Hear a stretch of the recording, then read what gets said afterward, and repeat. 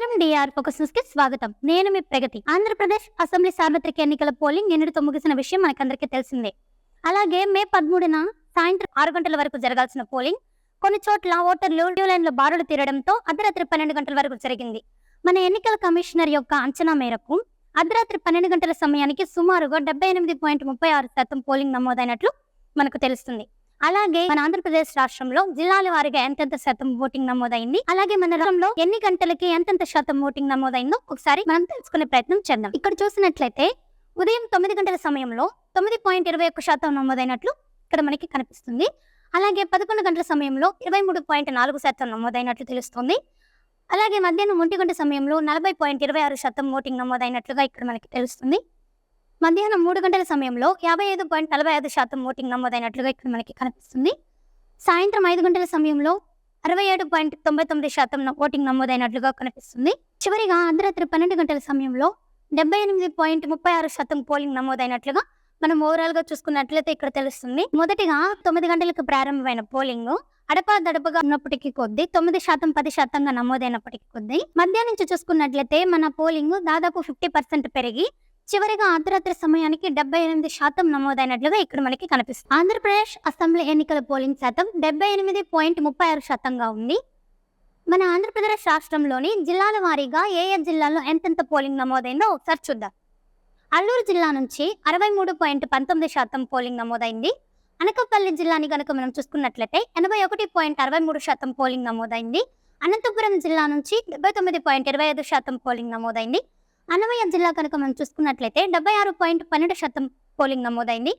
బాపట్ల జిల్లా కనుక మనం చూసుకున్నట్లయితే 82.33% పోలింగ్ నమోదైంది. చిత్తూరు జిల్లాను కనుక మనం చూసుకున్నట్లయితే 82.65% పోలింగ్ నమోదైంది. నంద్యాల జిల్లాని కనుక మనం చూసుకున్నట్లయితే 80.92% పోలింగ్ నమోదైంది. ఎన్టీఆర్ జిల్లాను కనుక మనం చూసుకున్నట్లయితే 78.76% పోలింగ్ నమోదైంది. పల్నాడు జిల్లా కనుక మనం చూసుకున్నట్లయితే 78.70% పోలింగ్ నమోదైంది. పార్వతీపురం జిల్లాని కనుక మనం చూసుకున్నట్లయితే 75.24% పోలింగ్ నమోదైంది. ప్రకాశం జిల్లాని కనుక మనం చూసుకున్నట్లయితే 82.40% పోలింగ్ నమోదైంది. నెల్లూరు జిల్లాని కనుక మనం చూసుకున్నట్లయితే 78.10% పోలింగ్ నమోదైంది. కోనసీమ జిల్లా కనుక మనం చూసుకున్నట్లయితే 83.19% పోలింగ్ నమోదైంది.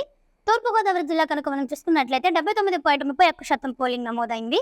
ఏలూరు జిల్లా కనుక మనం చూసుకున్నట్లయితే 83.4% పోలింగ్ నమోదైంది.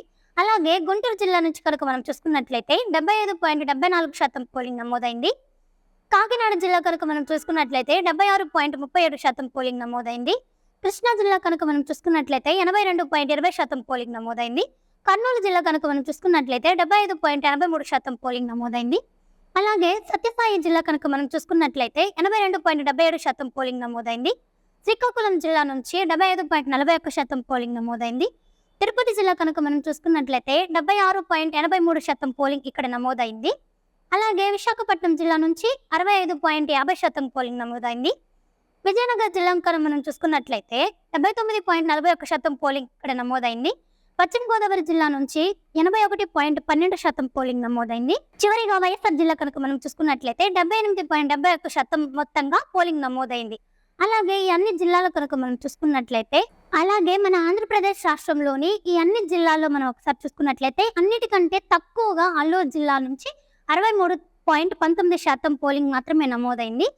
అలాగే ఎక్కువ పోలింగ్ నమోదైన జిల్లా ఏంటో ఒకసారి చూద్దాం. అలాగే కోనసీమ జిల్లా నుంచి గరిష్టంగా 83.19% పోలింగ్ నమోదైనట్లుగా ఈ జిల్లాలన్నిటి మీద మనం తెలుసుకోవచ్చు. ఈ వీడియో కనుక మీకు నచ్చినట్లయితే లైక్ చేయండి. మరిన్ని లేటెస్ట్ సర్వీస్ కోసం మా ఛానల్ సబ్స్క్రైబ్ చేయండి. ఈ వీడియోపై మీ విలువైన అభిప్రాయాన్ని కామెంట్ రూపంలో తెలియజేయండి.